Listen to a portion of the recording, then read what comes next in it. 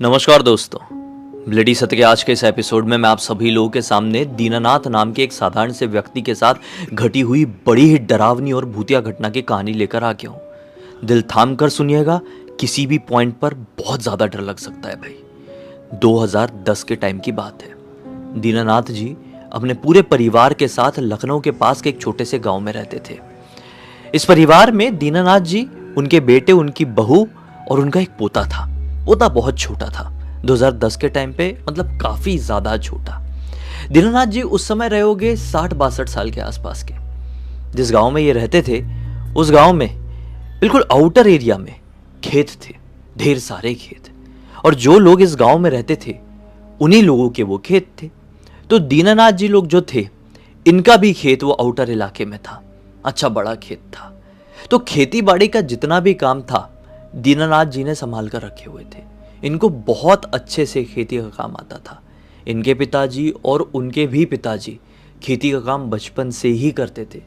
तो खेती करना तो इनके खून में थी और इनके इस काम में कोई और दखल भी नहीं देता था। यानी कि इनका बेटा, इनकी बहू इस चीज़ के बीच में बिल्कुल भी नहीं आते थे।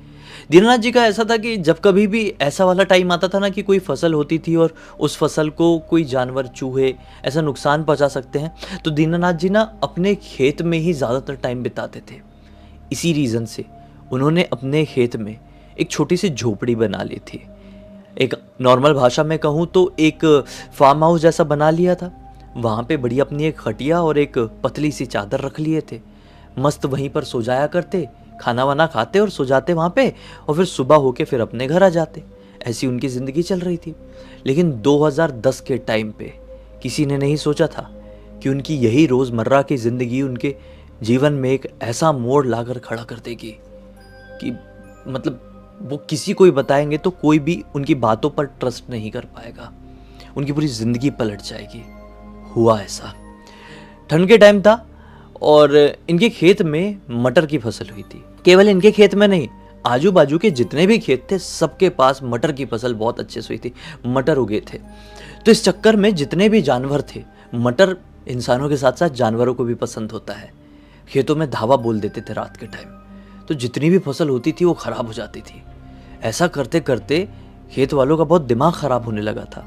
तो जितने भी लोग होते थे, अपने अपने खेत में छोटे छोटे फार्म हाउस बना लिए थे और रात के समय वहीं रुकते थे, क्योंकि कभी अगर जानवर नहीं भी आए ना, तो इंसान चोरी कर ले रहे हैं भाई मटर को।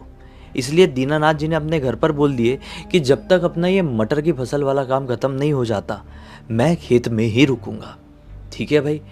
जैसा मैंने आपको बताया, खाना वाना खाते और निकल जाते अपने खेत की तरफ। 2.5 किलोमीटर दूर था वो खेत इनके घर से। पैदल पैदल निकल जाया करते, वहां पर सोते, फिर सुबह सुबह आ जाते। हमेशा अपने साथ एक लाठी और एक टॉर्च रखा करते थे। लेकिन एक दिन की बात है, यही नवंबर का टाइम रहा होगा। ये अपने घर से खाना वाना खा के निकले तो सही, लाठी रखे थे लेकिन टॉर्च भूल गए। घर से थोड़ी ही आगे निकले होंगे और इनको याद आया, थोड़ी आगे, कि शिट, मैं तो अपना टॉर्च भूल गया और घना अंधेरा है, स्ट्रीट लाइट वगैरह भी नहीं है। 2010 के टाइम पे स्ट्रीट लाइट वगैरह सब होती थी। मोबाइल रखते नहीं थे अपने पास, क्योंकि उस समय छोटे छोटे गांव में मोबाइल ऐसा पहुंचा नहीं था, इतना इजीली लोग यूज़ नहीं करते थे। इन्होंने सोचे यार बहुत अंधेरा हो गया है, टॉर्च भी अपने साथ नहीं रखा हूँ, सीधे सीधे रास्ते से जाऊँगा तो बड़ी तकलीफ़ हो जाएगी, क्योंकि बहुत लंबा सा रास्ता है। और पीछे अगर अपने घर टॉर्च लेने वापस जाऊँगा तो घर का भी दरवाज़ा बंद करके बच्चे बहू सो गए होंगे, तो क्या परेशान करना। मैं एक बाग वाले छोटे वाले रास्ते से होता हुआ निकल जाता हूँ। दरअसल वो बाग वाले रास्ते के बारे में लोग बहुत अच्छी बातें नहीं करते थे।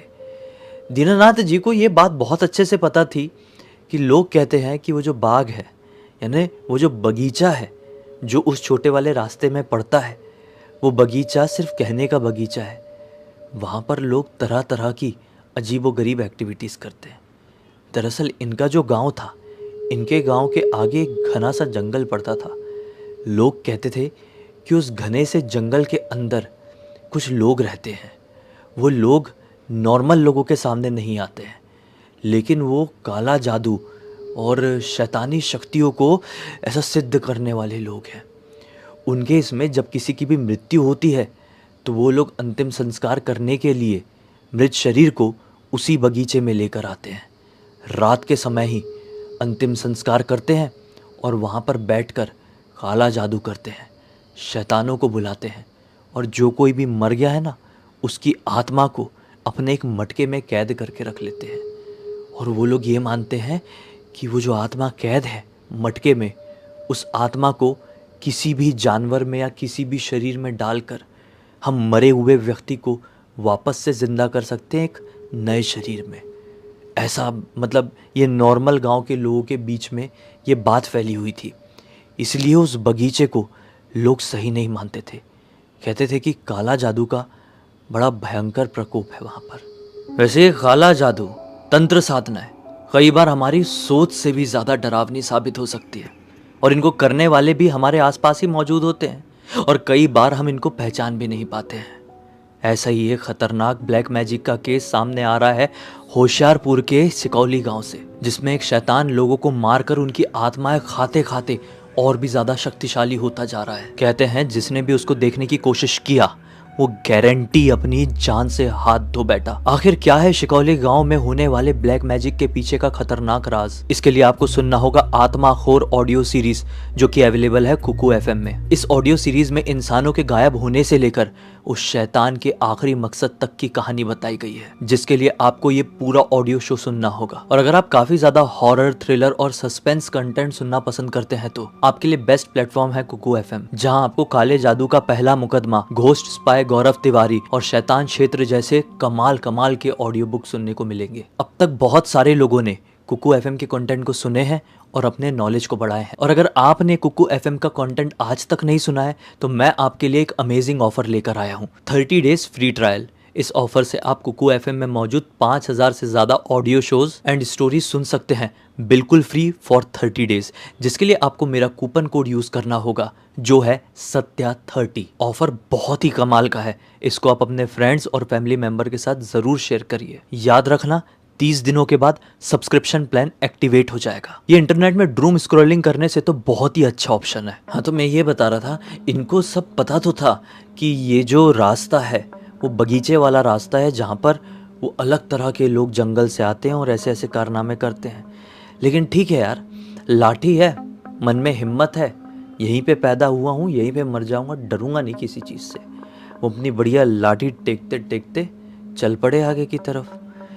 बहुत ज़्यादा कोहरा था, घना अंधेरा, डार्क नाइट थी। विजन तो था लेकिन इतना क्लियर नहीं। थोड़ी आगे जाने के बाद वो बगीचा आ ही गया। वो बगीचे को इन्होंने तिरछी नज़र से देखे और आगे चलने लगे। हालांकि अब तक किसी के होने ना होने का कोई एहसास इनको नहीं हुआ था, लेकिन थोड़े ही आगे ये गए हैं, उस बगीचे को जस्ट क्रॉस किए ही है कि इनको पीछे से आवाज़ आती है, अरे भाई दीनानाथ, रुकना ज़रा, मैं भी तुम्हारे साथ आता हूँ। इनके बढ़ते हुए कदम अचानक से थम गए। ये सोचे कि यहाँ पर कौन है जो मेरा नाम जानता है? मेरे गांव से तो यहाँ पर इतनी रात गए कोई हिम्मत नहीं रखता है कि आ जाए, लेकिन फिर भी कौन है? पलट कर देखता हूँ। ये पलट कर देखते हैं तो क्या पाते हैं? उस बगीचे की तरफ से ही एक आदमी इनकी तरफ बढ़ रहा है। उस आदमी ने अपने हाथ में कुछ तो भी रखा हुआ है, शायद कोई फल है जो तोड़कर ये लेकर आ रहा है। जब वो आदमी और नज़दीक आ गया तो समझ में आया कि ये आदमी इनकी ही कदकाठी का है, दीनानाथ जी की ही कदकाठी का कोई आदमी है। उसने शॉल ओढ़ा हुआ है, सर तक शॉल ढका हुआ है और शॉल से ही ऐसा मतलब शॉल का बना लिया है ऐसा समझ लो। और यहाँ पर उसने कुछ फल रखा हुआ है। अंधेरे में समझ नहीं आ रहे थे गोल गोल से कौन से फल है। और वो दीनानाथ जी के साथ आगे बढ़ने लगा। दीनानाथ जी भी कुछ बोले नहीं, चलने लगे। लेकिन ये आदमी उनके एकदम नज़दीक आकर चिपकने लगा चलते चलते। तो दीनानाथ जी ने अपने कदमों की रफ्तार बढ़ा दी। फिर वो आदमी कहता है, अरे दीनानाथ, इतना घबरा कर आगे मत जा भाई, मैं भी घबराया हुआ हूँ। इस बगीचे के बारे में लोग ठीक बात नहीं कहते। कहते हैं कि यहाँ पर ढेर सारे भूत प्रेतों और आत्माओं का जमावड़ा लगता है रात के समय। लेकिन मैं भी क्या करूँ, मैं इन अमरूदों से खुद को रोक नहीं पाता हूँ। मुझे अमरूद खाने बहुत पसंद है और तू भी मुझे बहुत अच्छे से जानता है। अंधेरे में हूँ इसलिए पहचान नहीं पा रहा है, खुद को रोक नहीं पाया। अमरूद तोड़ने के लिए इस बगीचे में आ गया था, कहीं से पता चला था कि यहाँ पर बहुत बढ़िया बढ़िया अमरूद लगे हुए हैं। दीनानाथ जी अपना दिमाग नहीं चला पाए उस समय कि इस मौसम में अमरूद होते भी हैं या नहीं भी होते, नहीं सोच पाए। दीनानाथ जी ने बोले अच्छा अच्छा, तो कहाँ पर रहते हो आप, कौन हो, अपना नाम ही बता दो। आदमी कहता है कि बस तुम्हारा जो खेत है उस खेत के आगे जो दूसरा गांव लगता है उसी गांव की सीमा के पास रहता हूँ। दीनानाथ जी ने ये भी नहीं सोचे कि खेत के आगे जो गांव है उसकी जो सीमा है उस सीमा के आसपास भाई कोई घर हो ही नहीं सकता, क्योंकि उसकी सीमा के पास शमशान घाट है। दीनानाथ जी नहीं सोच पाए। और हाँ हाँ, चलो चलो, कोई टेंशन वाली बात नहीं है, एक से भले दो हो गए हैं। मैं अपने खेत में रुक जाऊंगा और तुम भी अपने गांव तरफ आगे निकल जाना। ऐसा कहकर चलने लगे। दीनानाथ जी से वो दुनिया भर के सवाल कर रहे हैं रास्ते में कि भाई तुम्हारी माता जी का कब देहांत हो गया, इसको क्या करना है उससे, दीनानाथ जी खुद इतने वृद्ध हैं। तुम्हारी पत्नी को क्या हो गया था, तुम्हारी जो बहू है वो दहेज में क्या क्या लेकर आई थी। दुनिया भर की उससे बात किए जा रहा है। दीनानाथ जी हल्के फुल्के में जवाब दे रहे हैं। उसी समय बात करते करते दीनानाथ जी के दिमाग में आता है, शिट साला जिस गांव की ये बात कर रहा है, जो मैंने अभी आपको बताया, वही दीनानाथ जी के दिमाग में आता है कि जिस गांव की ये बात कर रहा है उस गांव की सीमा में तो कोई घर हो ही नहीं सकता, वहां पर तो शमशान घाट है। इतने में ही दीनानाथ जी मन में सोचते से रियलाइज करते हैं कि शिट, बाजू में जो ये चल रहा है इसकी शॉल से बड़ी भयंकर सी स्मेल आ रही है। शॉल या फिर कंबल ओढ़ा हुआ था, पता नहीं, कुछ तो ओढ़ा हुआ था, इससे बड़ी भयंकर सी बदबू आ रही है। ये बदबू बिल्कुल असहनीय है। अचानक से इन्होंने रियलाइज किया अब ये बदबू पहले से आ रही थी या इन्हें अभी अभी आना शुरू हुई थी, ये तो इनको खुद को नहीं मालूम, लेकिन इनको रियलाइज तभी हुआ जब ये समझे कि उस सीमा में किसी का घर नहीं हो सकता, वहां पे शमशान घाट है। 2 सेकंड और चलने के बाद इन्होंने प्रॉपरली रियलाइज किए कि जो बदबू आ रही है ये एक मृत शरीर की आ रही है। कोई एक शरीर जो काफी समय से मरा पड़ा हो, उसको काफी समय हो चुका हो, 12, 15, 20 दिन, तो उससे कैसी स्मेल आएगी। ये हूबहू वही स्मेल थी। दीनानाथ जी के घबराहट के कारण हार्ट बीट बहुत तेज हो गई, हाथ पैर बुरी तरीके से कांपने लगे। ठंड जितनी थी उससे और 20 गुना ज्यादा लगने लगी। लेकिन इन्होंने मन में ठान लिया कि मैं डरूंगा नहीं, डरूंगा तो मरूंगा। जय हनुमान जय हनुमान जय हनुमान जय हनुमान जपते हुए वो आगे बढ़ने लगे। थोड़ी आगे जाने के बाद उन्होंने ये पाया कि कोहरा थोड़ा क्लियर होने लगा है, लेकिन वो जो पीछे चल रहा था आदमी, वो साला कुछ बोल नहीं रहा है। जो उनको शक हुआ था वो कन्फर्म में बदल गया, मतलब ये पूरी तरीके से कन्फर्म हो गए, कन्फर्मेशन में बदल गया वो चीज़ कि जो मेरे साथ चल रहा है वो कोई नॉर्मल व्यक्ति नहीं, बल्कि कोई मुर्दा है, जीता जागता मुर्दा या कोई शैतान। थोड़ी आगे जाने के बाद पीछे से बड़ी ही अजीब सी हंसने की आवाज सुनाई दी। क्यों दीनानाथ, लगता है मुझे पहचान गया, तेरी चाल देखकर ही समझ में आ रहा है। उसकी इस भारी आवाज से पूरा ये जंगल गूंज गया। थोड़ी आगे खेत था। दीनानाथ जी ने सोचे कि मैं भाग लेता हूं, दौड़ के निकल लेता हूं। दीनानाथ जी दौड़ना शुरू कर दिए, भागना शुरू कर दिए। लेकिन जैसे जैसे दीनानाथ जी दौड़ रहे हैं वैसे वैसे समझ में आ रहा है साला मेरे पीछे कोई दौड़ रहा है। दौड़ते दौड़ते दीनानाथ जी ने एक नज़र पीछे मार ही लिए। क्यूरियोसिटी इंसान की कि मेरे पीछे जो दौड़ रहा है वो है कौन। पीछे पलट कर देखे तो क्या पाए, जो पीछे इनके साथ चल रहा था वो इनकी कद काठी का था। पहले मैंने आपको बताया था, लेकिन अब वो लगभग 7, 7.5 फीट का हो चुका है। उसके पैर उल्टे हैं, लिटरली उल्टे हैं, और कुछ इस प्रकार से इनके पीछे दौड़ रहा है कि बस ये एक बार हाथ में आ जाए तो इनका शरीर पूरा उधेड़ कर चबा चबा कर खा जाए। लेकिन दीनानाथ जी हिम्मत नहीं हारे। जय हनुमान जय हनुमान जय हनुमान जपते जपते अपने खेत में पहुंच गए और फटाक से अपने उस झोपड़ी के अंदर, उस फार्म हाउस के अंदर घुस के दरवाजा लगा दिए। अंदर कुछ लकड़ी रखी हुई थी, लकड़ी इन्होंने इकट्ठी किए और तुरंत आग लगा दिए। आग लगा दी अपनी झोपड़ी के अंदर।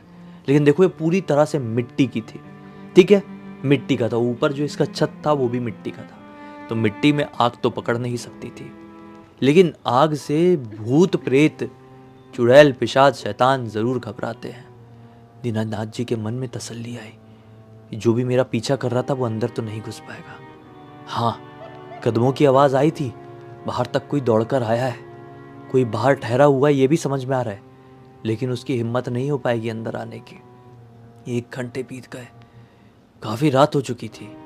दीनानाथ जी को ऐसा लगा कि सामने जो कोई भी खड़ा था वो चला गया है, लेकिन ये आग बुझ जाएगी तो वो आ भी सकता है। मैं एक काम करता हूँ, खेत से थोड़ी ही आगे हनुमान जी का एक प्राचीन मंदिर है, वो हर समय खुला रहता है। मैं वहाँ पर चला जाता हूँ, पूरी रात वहीं पर बिताऊंगा। ये फटाक से अपना दरवाज़ा खोले और भागे हैं बुरी तरीके से हनुमान जी के मंदिर की तरफ।